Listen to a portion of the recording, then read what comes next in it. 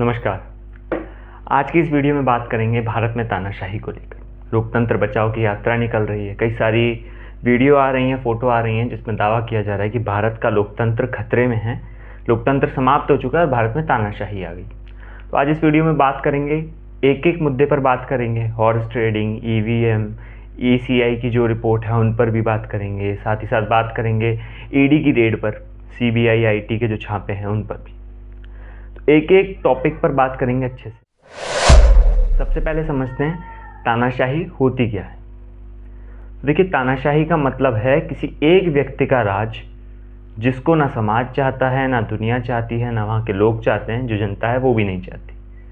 ऐसे व्यक्ति के राज को कहते हैं तानाशाही।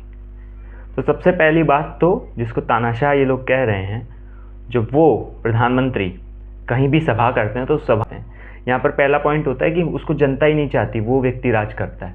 यहाँ तो कड़ा हुजूम आ जाता है जब उनकी यात्राएं या कुछ सभा होती है कहीं पे भी उनकी, तो वो भी संभव नहीं होता यदि तानाशाही होती तो। खैर, तानाशाही पर हम बात कर रहे थे। दूसरा इसमें पॉइंट आता है कि कोई विपक्ष भी संभव नहीं है। भारत के अंदर इतना बड़ा विपक्ष इंडिया अलायंस के नाम से है, तो बहुत बड़ा विपक्ष भारत के अंदर है, तो इससे भी साबित होता है कि भारत में तानाशाही नहीं है। अगली बात, बहुत क्रूर सजाएं होती हैं। यहाँ तो नियमों का पालन ना करने पर लोग बच कर के चले जाते हैं और नियम की धज्जियाँ उड़ा जाते हैं, तब भी उन्हें क्रूर सज़ा, फांसी की सज़ा तो बहुत मैक्सिमम लेवल पर दी जाती है। जब हद पार हो जाती है ना किसी भी क्राइम की, कोई भी बहुत बुरी हत्या वगैरह कर देते हैं, तब भी फांसी की सज़ा दी जाती है। मुख्तार अंसारी हाल ही के दिनों में मरा। मुख्तार अंसारी इतना बड़ा गैंगस्टर था, अगर तानाशाही होती तो इतना क्रूर नियम उसके ऊपर लगा दिया जाता, इतना क्रूर उसको सज़ा दे दी जाती, पर उसको सज़ा नहीं दी गई, वो स्वतः मृत्यु हुई उसकी। साथ ही साथ और भी ऐसे ही कई गैंगस्टर हैं जिनकी मृत्यु खुद से हुई, मतलब उनको मारा नहीं गया। यहाँ तो बड़ी क्रूर सजाएं होती हैं, कुत्तों से, भूखे कुत्तों के सामने छोड़ दिया जाता है खाने को तानाशाही के अंदर। फिर कुछ संभवताएं भी आ जाती हैं, जैसे तानाशाही के अंदर जो ऑनलाइन सोशल मीडिया ऐप्स हैं, उन सोशल मीडिया ऐप्स को भी बैन कर दिया जाता है ताकि देश के अंदर की खबर बाहर निकल ही ना पाए। भारत के अंदर सोशल मीडिया ऐप्स पर डेली ट्रेंड चलता है सरकार के विरोध में। लगभग रोज़ 10,000 से ज़्यादा ट्वीट होते हैं भारत के अंदर सरकार के विरोध में। तो तानाशाही में तो सोशल मीडिया ही होना संभव नहीं है, यहाँ तो उनका विरोध हो रहा है बड़ी बड़े, और विदेश तक हम पर टिप्पणियाँ कर रहे हैं सोशल मीडिया प्लेटफॉर्म के थ्रू। कई देश हैं जो भारत के विरोधी हैं, वो तक टिप्पणी कर रहे हैं। तो तानाशाही में तो ये संभव ही नहीं, क्योंकि सोशल मीडिया है ही नहीं, तो बाहर तक कुछ खबर ही नहीं पहुंच पाती। दूसरी बात, चुनाव की बात करना तो बहुत दूर की बात है। चुनाव के बारे में, चुनाव का कहीं पर अगर नाम भी आ जाता है तो तक उस व्यक्ति को गिरफ्तार कर लिया जाता है तानाशाही के अंदर। मतलब चुनाव करवाना दूर की बात, तो चुनाव पर बात करना भी दूर की बात। यहाँ तो चुनाव, अगर उसके बारे में किसी ने कुछ बोल भी दिया, चुनाव का भी नाम ले देते हैं, तो उतने में भी गिरफ्तारियाँ हो जाती हैं। भारत के अंदर 2024 में सबसे बड़े चुनाव होंगे, भारत सबसे बड़ा लोकतंत्र है, तो भारत के अंदर बहुत बड़े लेवल पर चुनाव होने जा रहे हैं 2024 के अंदर। तानाशाही होती तो ऐसा संभव भी नहीं हो पाता। साथ ही साथ जो अगला विषय आता है कि बड़ी ही क्रूर नियम होते हैं, बेतुके नियम होते हैं जिनका कोई अर्थ नहीं होता, और उन नियमों का ना पालन करने पर भी बड़ी क्रूर सजाएं दे दी जाती हैं। तो हमने समझा तानाशाही होती क्या है। अब जानते हैं भारत में तानाशाही है क्या। क्या भारत में तानाशाही है, इस विषय पर बात करेंगे एक एक करके। तो सबसे पहली बात, भारत के अंदर जिसको तानाशाह कहा जा रहा है, उस तानाशाह की पार्टी की, मतलब बीजेपी की सरकार सिर्फ 6 राज्यों में है जो स्वयं की सरकार है, बाकी राज्यों में गठबंधन की सरकार है। तो प्रश्न आ जाता है कि क्या एक तानाशाह को किसी के साथ गठबंधन करने की आवश्यकता कभी पड़ेगी? क्या तानाशाह को अपनी सरकार बचाने के लिए किसी और पार्टी को अपने साथ जोड़ना पड़ेगा? गठबंधन का तो अस्तित्व ही संभव नहीं है अगर व्यक्ति तानाशाह है। तो क्या और राज्यों में जिसमें विपक्ष की सरकार है, उसमें विपक्ष की सरकार रह पाती यदि व्यक्ति तानाशाह होता तो, और उसकी पार्टी बीजेपी तानाशाही कर रही होती तो ये था पहला पॉइंट। दूसरा पॉइंट, हिमाचल प्रदेश के अंदर अभी 15 विधायकों को निलंबित कर दिया गया। हम जानते हैं हिमाचल प्रदेश में अभी राज्यसभा सांसद गए, तो राज्यसभा सांसद के बाद जो हंगामा हुआ, उस हंगामे के बाद में 15 विधायकों को, जो भारतीय जनता पार्टी के विधायक थे, उनको निष्कासित कर दिया गया, जिसमें विपक्ष के नेता जयराम ठाकुर भी शामिल हैं। जयराम ठाकुर विपक्ष के नेता और पूर्व में मुख्यमंत्री रह चुके हैं हिमाचल प्रदेश के। तो उन तक को यहाँ पर निष्कासित कर दिया। क्या तानाशाह की पार्टी के विधायकों को और एक पूर्व मुख्यमंत्री को निष्कासित कर सकते हैं अगर तानाशाही होती भारत में? तो क्योंकि इस बारे में बोलना तो बड़ी दूर की बात, निष्कासन बोलना तो बड़ी दूर की बात हो जाती तानाशाही में। ऐसा सोचने पर भी सजा दे दी जाती अगर तानाशाही भारत के अंदर होती तो। अगला था कि हम जानते हैं, देखिए कई सारे पत्रकार हैं, ये पत्रकार रोज जिसको तानाशाह कहते हैं उस तानाशाह के विरोध में, उसकी तानाशाही के विरोध में वीडियो बनाते हैं। मतलब अगर आप ये वीडियो बना करके डाल पा रहे हो कि भारत में तानाशाही है, तो वो तानाशाही नहीं है, या वो तानाशाही नहीं कर रहा। और उन वीडियो को मिलियन व्यूज हो जाते हैं, उसके बाद भी आप अपनी वीडियो खुल करके फ्रीडम के साथ डाल सकते हैं। यहाँ पर भारत में खुल करके आप पत्रकारिता करके वीडियो डाल सकते हैं, कोई सरकार इस पर रोक नहीं लगाती। सरकार ने कभी नहीं बोला कि इन वीडियो या इन चैनलों को बिल्कुल हटा दो, ऐसा नहीं है। कुछ गलत होता है जिसके खिलाफ एविडेंस होते हैं, जिसके खिलाफ आप कोर्ट में भी जा सकते हैं, कुछ मतलब फुल एविडेंस सरकार के पास होते हैं, सिर्फ उन्हीं चैनल को उस एविडेंस के बाद में ही हटाया जाता है सोशल मीडिया प्लेटफॉर्म्स। तो सोशल मीडिया प्लेटफॉर्म पर आप खुल करके अपनी बात कह पा रहे हैं और उन बातों को 1 मिलियन 10 लाख लोग सुन भी पा रहे हैं और लाइक भी कर रहे हैं, वो लोग शेयर भी कर रहे हैं उसको आगे, तो वो तानाशाही नहीं होती। अगली बात, कृषि कानून जो भारत के अंदर आए थे, 3 कृषि कानून मुख्यतः आए थे, उन कृषि कानून को वापस ले लिया। यदि तानाशाह होता तो तानाशाह के जो कानून हैं उनके विरोध में प्रदर्शन करने वालों के साथ क्या होता वो हम जानते हैं, क्योंकि क्रूर नियमों का ना पालन करने पर ही क्रूर सजाएं हो जाती हैं। तो आप तो उस तानाशाह के विरोध में बोल रहे हो, तो तानाशाह के विरोध में आंदोलन करने वालों का क्या हाल होता ये हम सब जानते हैं। परंतु फिर भी तानाशाह ने अपनी 3 मांगें वापस ले ली। तो ऐसा तानाशाह बिल्कुल नहीं है जो अपने ही बनाए हुए नियमों को वापस ले ले, बल्कि तानाशाही में तो जो नियम बनाए हैं उनका पालन ना करने पर भी गिरफ्तारी या फिर क्रूर सजा संभव हो जाती है। अगली बात वर्ल्ड कप फाइनल मैच की है। वर्ल्ड कप का फाइनल मैच था, भारत बनाम ऑस्ट्रेलिया का मैच था। ऑस्ट्रेलिया इस मैच को जीत गई। उधर उस मैच को देखने के लिए वहाँ पर ऑस्ट्रेलिया की प्रतिनिधि और भारत के प्रतिनिधि प्रधानमंत्री वहाँ पर गए। तो भारत के प्रधानमंत्री जब वहाँ पर गए और भारत हार गया और ऑस्ट्रेलिया जीत गई, तो उसके बाद में बोला गया भारत के प्रधानमंत्री पनौती हैं। तो ये विपक्ष के लोगों ने बोला कि भारत के प्रधानमंत्री नरेंद्र मोदी, जिन्हें ये लोग तानाशाह बोल रहे हैं, वो पनौती हैं देश के लिए।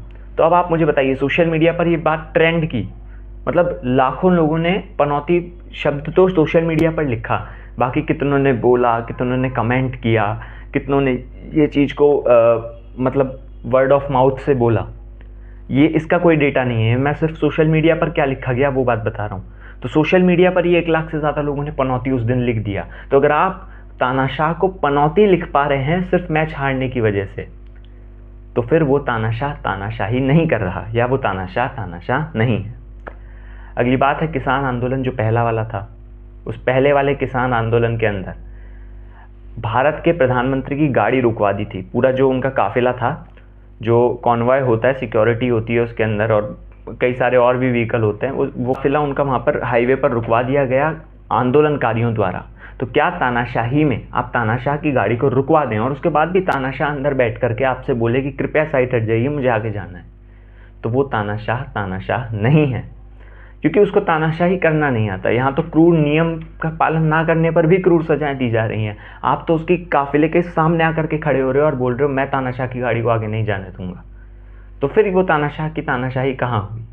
किसान आंदोलन जो दूसरा जो अभी हुआ उसकी बात करें तो उस आंदोलन के अंदर भी इन लोगों ने बोला कि हम प्रधानमंत्री को मार देंगे, प्रधानमंत्री को मारने तक की बात कह दी, उस प्रधानमंत्री को जिसको ये लोग तानाशाह कह रहे हैं। तो क्या तानाशाही के अंदर आप एक प्रधानमंत्री को, एक तानाशाह को मारने की बात भी कह सकते हैं? बात कहना तो बड़ी दूर की बात है, नेशनल प्लेटफॉर्म पर, सोशल मीडिया प्लेटफॉर्म पर, न्यूज़ चैनल पर ये बातें बोली गई। न्यूज़ चैनल के सामने जब साक्षात्कार हुआ, इंटरव्यू हुआ, तो उसके अंदर ये बात बोली गई, इन लोगों ने बोली, आंदोलनकारियों ने। तो ये बात बोलना तो दूर, क्या सोच भी सकते हैं तानाशाही के अंदर कि आप हम तानाशाह को मार देंगे? पर यहाँ तो ये बातें बोली गई कि हम तानाशाह को मार देंगे।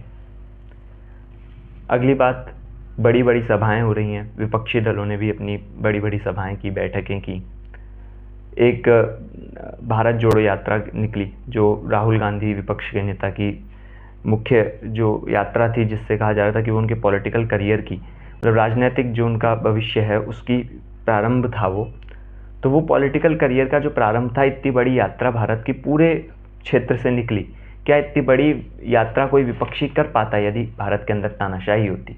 तानाशाही के अंदर क्या तानाशाह इतनी बड़ी यात्रा किसी विपक्ष को, हमने देखा विपक्ष का तो अस्तित्व भी संभव नहीं है, परंतु यहाँ तो विपक्ष का अस्तित्व तो है और विपक्ष साथ ही साथ बड़ी बड़ी यात्राएं सभाएं कर रहा है।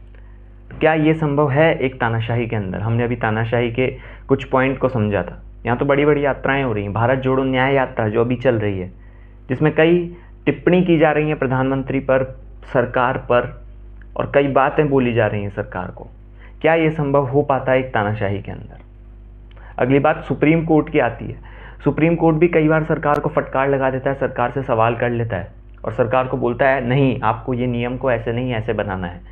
तो क्या सुप्रीम कोर्ट का अस्तित्व भी संभव है? क्योंकि सुप्रीम कोर्ट क्या है?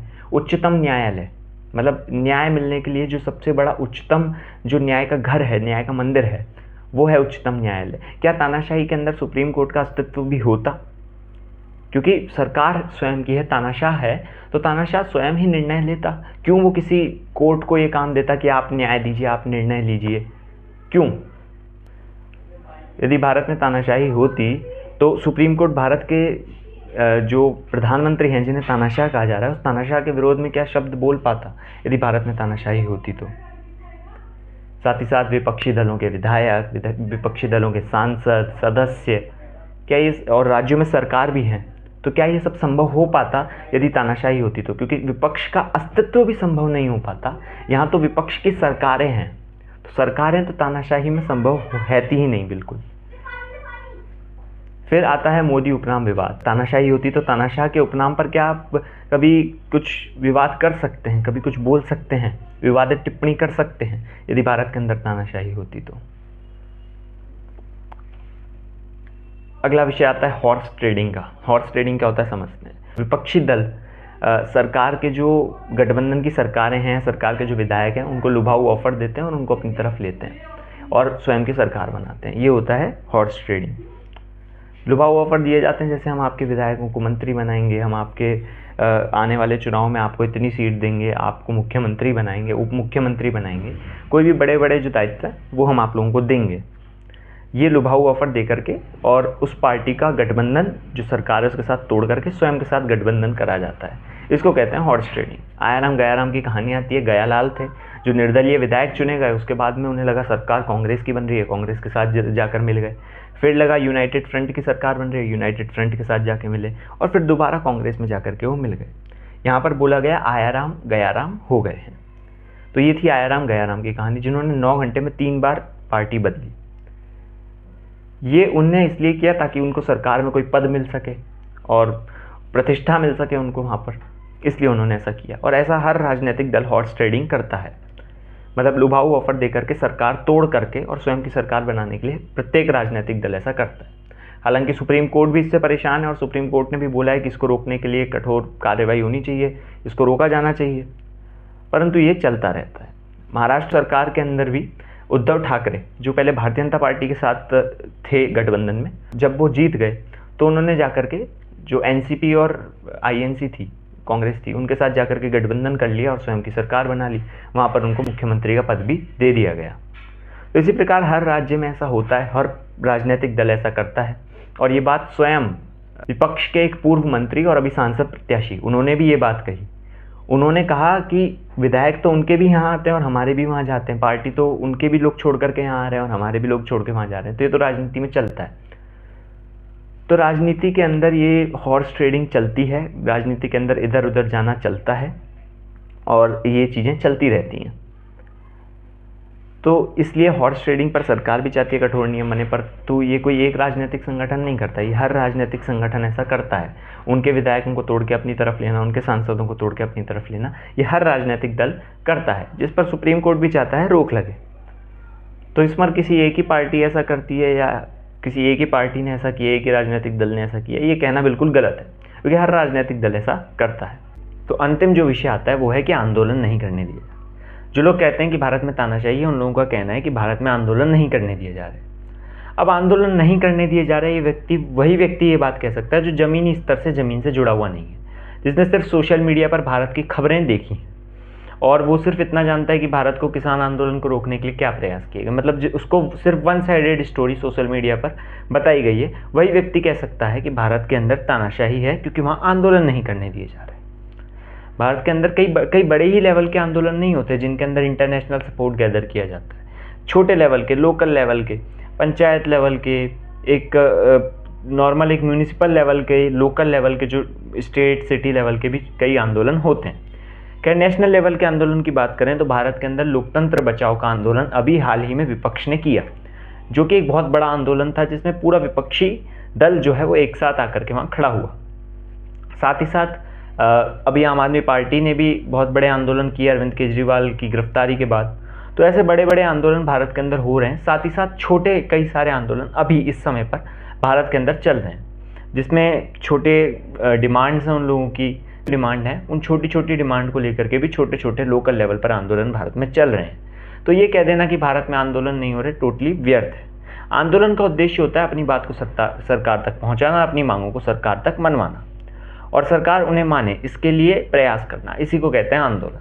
अब अगर आंदोलन का उद्देश्य भारत की आर्थिक व्यवस्था को कमज़ोर करना है, भारत को आर्थिक नुकसान पहुंचाना है, या भारत को वैश्विक स्तर पर शर्मिंदगी महसूस करवाना है, भारत को 26 जनवरी जिसमें भारत गौरवान्वित होता है उस दिवस पर भारत को शर्मिंदा महसूस करवाना, ये यदि किसी आंदोलन का उद्देश्य है तो वो आंदोलन नहीं है, बल्कि वो फिर विद्रोह है। वो हम कह सकते हैं वो एक आंदोलन नहीं, वो देश के प्रति एक विद्रोह की भावना है, जिसमें देश को आर्थिक रूप से तंगी, भारत को शर्मिंदगी महसूस करवाने के लिए काम किया जा रहा है। तो वो एक आंदोलन का हिस्सा नहीं है, क्योंकि आंदोलन में मांग मनवाने के लिए सिर्फ अपनी बातें रखी जाती है। सीए जितना एक बड़ा आंदोलन भारत के अंदर हुआ, किसान आंदोलन जो पिछला वाला था, पहला किसान आंदोलन, वो इतना बड़ा आंदोलन भारत के अंदर हुआ। साथ ही साथ विपक्ष की जो सभाएं हैं, विपक्ष भी कई सारे आंदोलन अभी भारत के अंदर कर रहा है।